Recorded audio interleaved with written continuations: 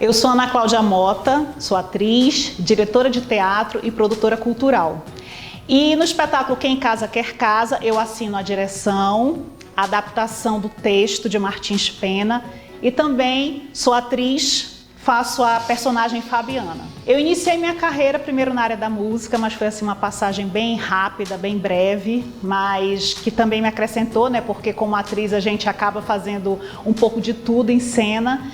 Então eu comecei cantando e depois eu comecei a fazer um curso de teatro que foi oferecido na época, e desse curso nós montamos um grupo. Esse grupo ficou trabalhando um tempo porque nós tínhamos um projeto de colocarmos no ar, na TV, o primeiro programa humorístico do Amazonas, que foi ao ar, ficou quase um ano no ar e se chamava Barbaré. Nesse tempo também eu participei do meu primeiro espetáculo como atriz, chamado Meu Veneno. Bom, depois que encerrou o projeto do Barbaré, eu fiquei mais ou menos um ano e meio no ostracismo, não fazia mais nada de arte, eu estava realmente me sentindo muito infeliz. E para quem é artista, para quem nasce, né, com essa comichãozinha da arte, a gente não consegue ficar muito tempo longe porque a gente acaba se sentindo realmente infeliz, é como se faltasse um pedaço da nossa vida.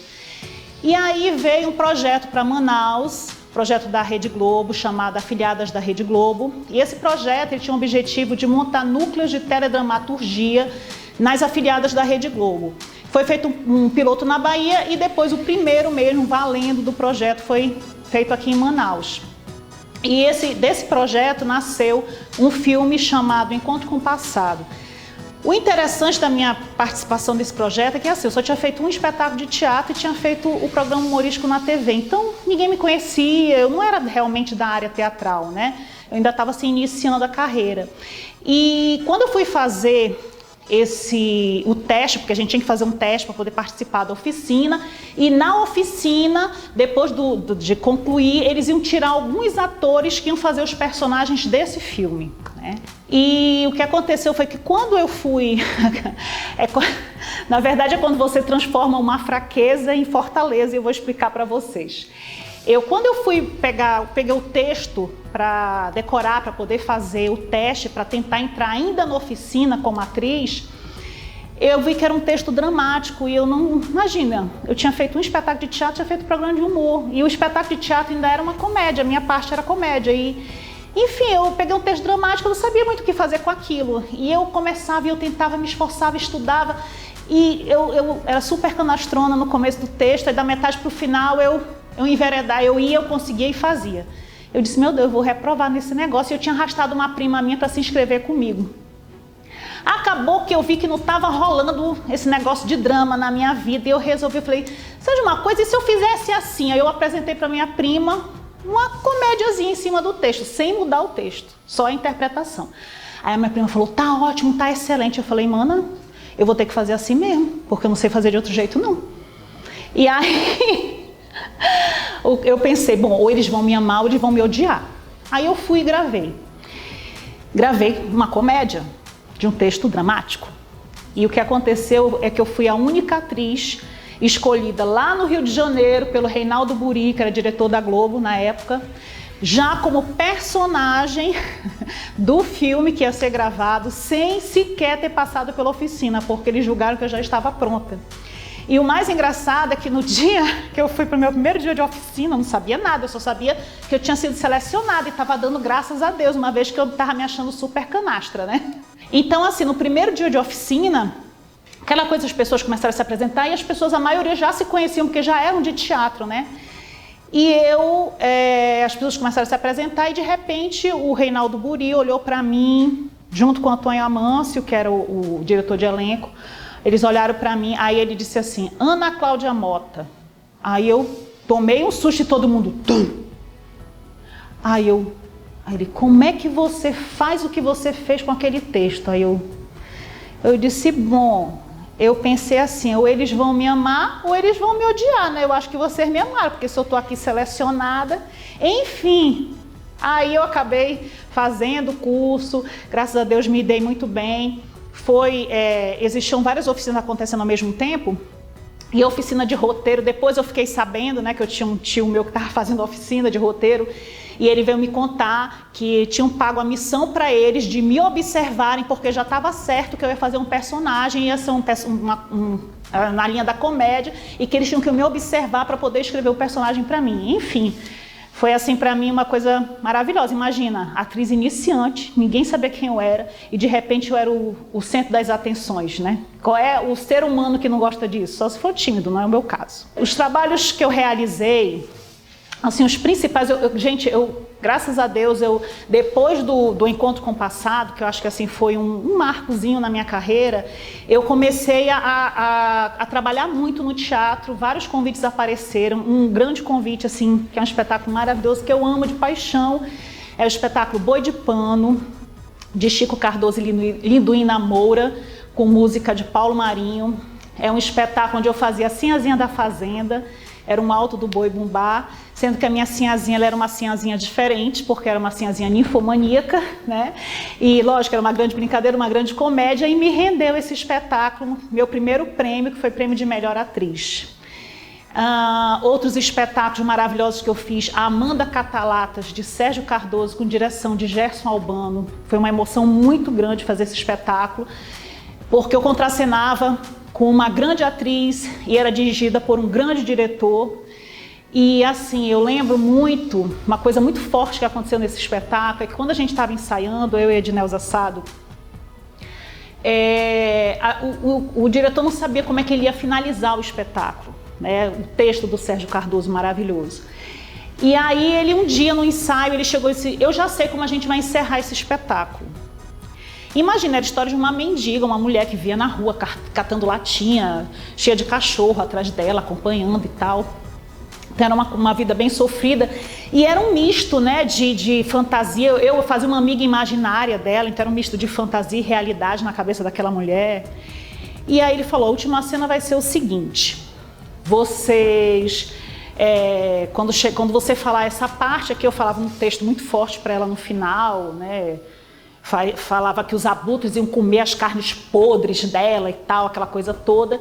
E aí ele disse que nesse momento eu ia sair rindo, depois que eu falasse esse texto, ia cair uma cortina, e de repente ela começava a chamar Brittany, Brittany, Brittany, que era a minha personagem, e eu ia entrar como médica, ia ser revelado para o público que no final das contas ela estava o tempo inteiro viajando, imaginando, sonhando, porque ela era uma louca e ela estava no manicômio. E a Brittany nada mais era do que a médica dela.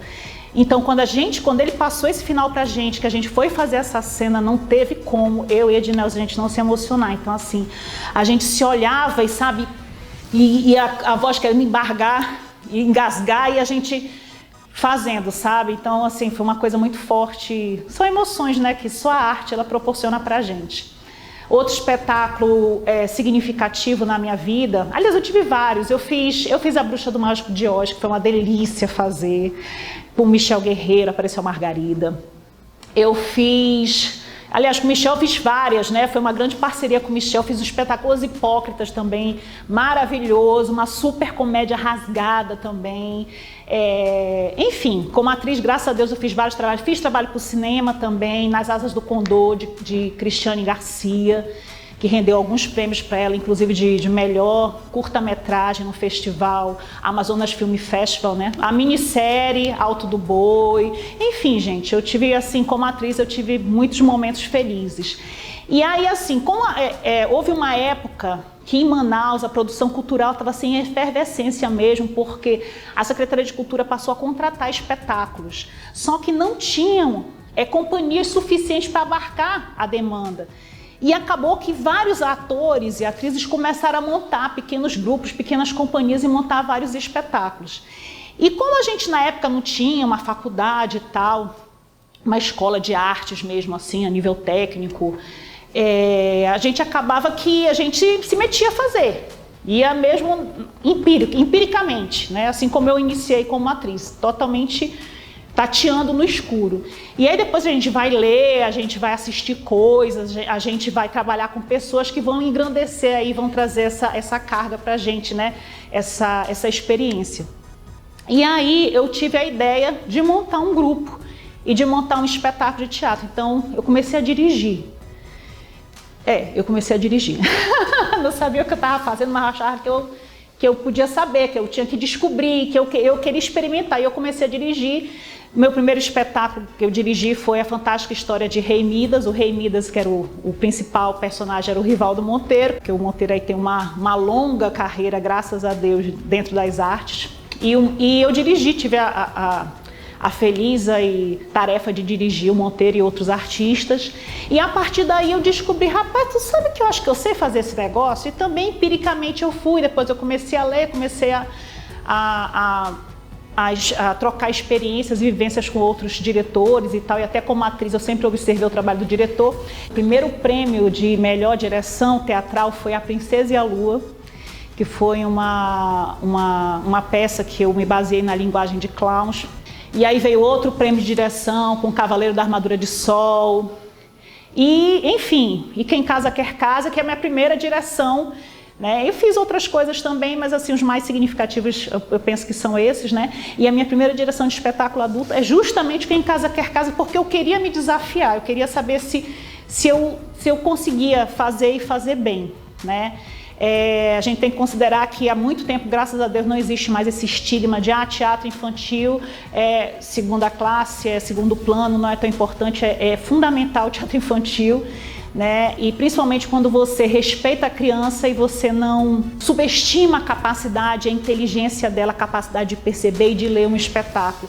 E quando você envolve o pai na história, eu sempre, enquanto diretora de espetáculos infantis, eu sempre tive esse cuidado de fazer um espetáculo que a família toda fosse assistir e cada um se sentisse contemplado de uma forma especial. E o Quem Casa Quer Casa, apesar de ser um espetáculo adulto, ele é categoria livre, né? Então as crianças também se divertem, os adultos, os adolescentes, enfim, também é um espetáculo para toda a família. E no final das contas eu consegui reunir um grupo totalmente seleto de pessoas que amam de verdade a arte e levam a arte muito a sério. E eu tive assim nesse espetáculo grandes parcerias, né? Como com a Magda Loiana e com o Gomes de Lima. Imagina, gente, o Gomes maravilhoso, um ator com mais de 60 anos de carreira, né? E é o primeiro que chega e o último que sai dos ensaios, né? Então, assim, a gente aprende com essas pessoas, a gente está aprendendo sempre. Eu achei muito bacana esse texto desde a primeira vez que eu vi. Todo mundo estudou Martins Pena na escola, todo mundo. Você pode até não lembrar, mas você estudou Martins Pena, né? Ele é o pai da comédia de costumes no Brasil. E eu tive contato com o texto Quem Casa Quer Casa quando eu fui fazer uma oficina no Sesc de leitura dramatizada. E nós lemos esse texto, eu tive a felicidade de dirigir a leitura dramatizada desse texto. E o texto é extremamente engraçado e é incrível porque foi um texto escrito em 1845, mas é um texto totalmente atual. É como se ele tivesse sido escrito hoje. Ele faz críticas à hipocrisia dentro da religião, ele faz críticas a respeito das relações que se estabelecem dentro de uma estrutura familiar, né? Tem a questão, quem casa quer casa, né? Tem a questão das pessoas não terem grana, né? Aí vai para a questão econômica e social, a pessoa mora naquele mesmo ambiente, divide aquele mesmo espaço porque não tem grana para ir para outro canto. Tem coisa mais atual do que isso, né?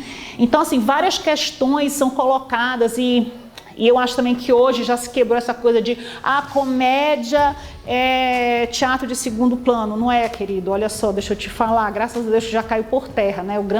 Não, você fazer uma tragédia que é bacana. Na verdade, você aprende muito fazendo e assistindo esse espetáculo, porque ele trata e ele faz crítica social, faz crítica política, faz crítica econômica, faz crítica das relações, né, que se estabelecem entre as pessoas. E assim, eu até roubei uma falazinha do Jorge Bandeira, que é ator, diretor e é crítico também, né, teatral, que ele colocou assim, que nesse espetáculo se observa que as mazelas humanas, elas ultrapassam os séculos. E é verdade, porque na minha concepção desse espetáculo, né, o que eu coloquei na cena foram 3 momentos: 1845, década de 80 e atualidade, né? E é engraçado que esse texto passa incólume, né? Por essas épocas, como se ele tivesse sido escrito em qualquer momento da história, né, da humanidade, digamos assim, né, sendo um pouco mais exagerada. Então, a única coisa que eu tive trabalho de fazer como a adaptadora do texto é que eu tive que, lógico, adaptar a fala, porque se falava de uma forma em 1845, na década de 80 eu pesquisei as gírias, coloquei as gírias e tal, e a forma de falar, né, fiz adaptação, e na atualidade fiz também o mesmo trabalho. E aí a gente teve todo um trabalho de figurino, que cada época tem o seu figurino, né? E a gente faz essa troca também de figurino em cena, é bem bacana. A própria comportamento, a gente teve um trabalho muito bacana do Branco Souza, que ele trabalhou essa questão de como era o corpo da pessoa em 1845, década de 80 e atualidade. Então a gente tem um trabalho de corpo, o corpo é diferente, a postura das pessoas é diferente.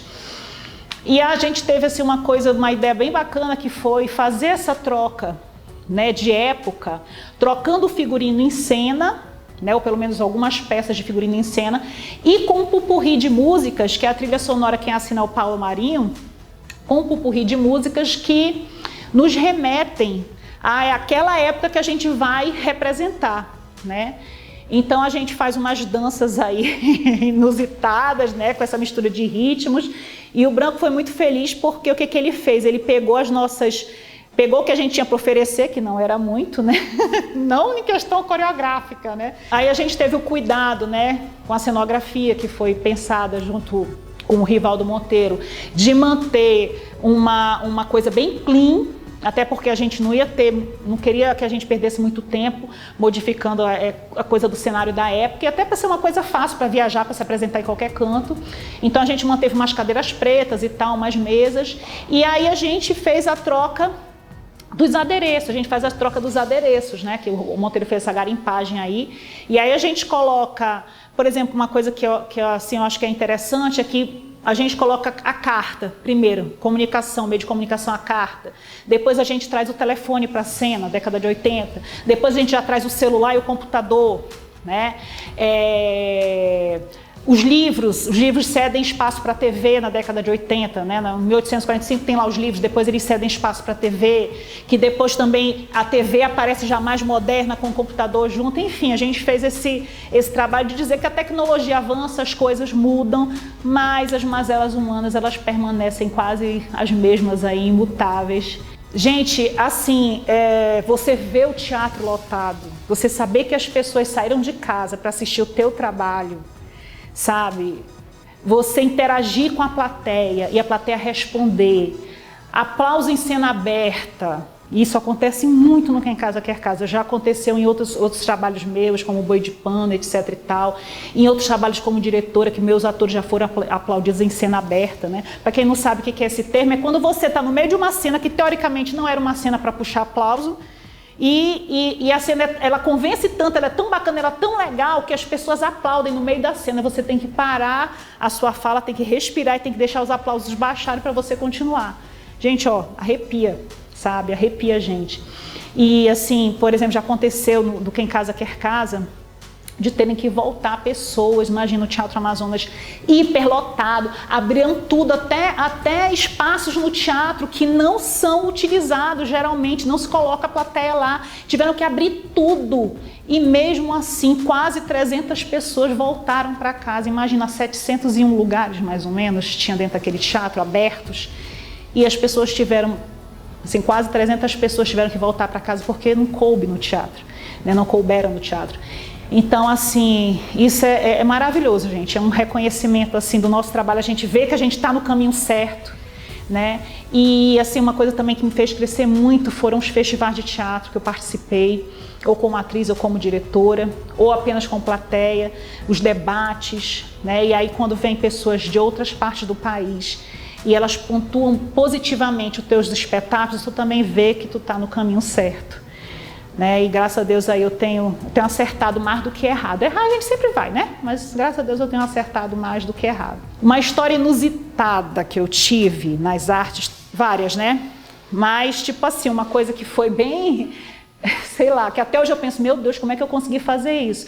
Eu fazia um espetáculo com uma atriz que se chamava A Mais Forte ou A Outra, né? E foi um espetáculo, um texto de August Strindberg, e é um texto clássico aí, a mais forte, todo mundo conhece da área teatral. E foi uma montagem dirigida por Aurora de Moura. E era só eu em cena, era um monólogo, sendo que, na verdade, eram duas pessoas em cena, eu e uma outra atriz que só reagia ao que eu falava, ela não falava nada, porque era como se eu fosse um espectro. Né? A plateia não sabia se eu era de verdade, se eu era imaginação, se eu era um fantasma, a plateia não sabia, porque ela não se dirigia a mim, ela não olhava para mim, ela ia fazendo algumas ações ali, e enfim, era essa a participação da outra atriz e eu falava o texto todo. E aí uma vez a gente foi fazer uma apresentação no Palácio da Justiça, numa sala assim, e a luz acesa e todo mundo muito próximo, eu acho que isso é um grande desafio, né, para o ator, você manter a concentração, e era um espetáculo dramático, pesado e tal. E aí o que aconteceu? Eu fiz o espetáculo normal, até a metade do texto, até a metade do espetáculo. E aí eu não sei por que cargas d'água, eu pulei para a última parte do espetáculo, eu pulei metade do espetáculo. O espetáculo tinha em torno de 40 minutos. Se eu pulasse 20, 30 minutos de espetáculo, meu Deus. Aí o que aconteceu? Aí a diretora estava em cena, contracenando comigo nesse dia, e ela percebeu que eu tinha pulado. E aí eu tinha ido para o final do espetáculo. E ela reagiu, ela disse que pensou na hora assim, ela pulou, ela já deve ter se tocado que ela pulou, eu vou fazer a minha marcação, que é sair de cena e deixar ela sozinha, ela vai se virar. E aí foi o que aconteceu, ela levantou, saiu. E enquanto eu falava o texto e interpretava, eu pensava, meu Deus, onde foi que eu pulei? Qual foi a parte que eu tenho que voltar? Não sei o quê. Como eu consegui fazer isso tudo? Eu não sei explicar. Aí, enfim, quando chegou na penúltima fala do espetáculo, eu lembrei, caminho que eu não deveria ter ido, né? E aí, quando chegou nessa penúltima fala, eu lembrei, aí eu dei a penúltima fala, voltei para a parte que eu não tinha falado, falei a parte toda, 20 minutos mais ou menos de espetáculo, um pouquinho mais, falei a parte todinha. Quando chegou no ponto que eu já tinha falado, eu pulei para a última fala. Como que eu fiz isso? Ai, querido, só os deuses do teatro e a magia do palco é que pode explicar, porque eu não consigo. Bom, a minha mensagem final vai para as pessoas em geral, né, as pessoas que estão assistindo esse vídeo, ou por curiosidade, ou porque procuraram assistir para saber um pouquinho mais a respeito do espetáculo Quem Casa Quer Casa. Eu só queria dizer que a magia do teatro acontece tendo um ator em cena e tendo nem que seja uma pessoa na plateia. Então, o meu convite é que as pessoas que não ainda tiveram essa oportunidade de assistir um espetáculo, que procurem ter essa experiência. Vão ao teatro, levem outras pessoas para o teatro. Se você já é uma pessoa assídua que frequenta o cenário artístico na nossa cidade, leve outras pessoas, porque muitas vezes a pessoa diz que não gosta porque nunca nem foi, nunca nem teve uma experiência, né, em estar num ambiente onde está sendo produzido, enfim, apresentado um espetáculo. Então, fica aqui o meu convite de você valorizar os artistas da sua terra, valorizar as produções locais, porque tenho certeza que tudo que a gente faz, tudo que a gente coloca em cena, a gente coloca com muito respeito, com muito profissionalismo e dando o melhor da gente. E não tem coisa melhor do que a gente ver uma plateia lotada e ter essa energia, essa troca, esse feedback. Tá bom? Então, fica aqui o meu convite. Vão ao teatro.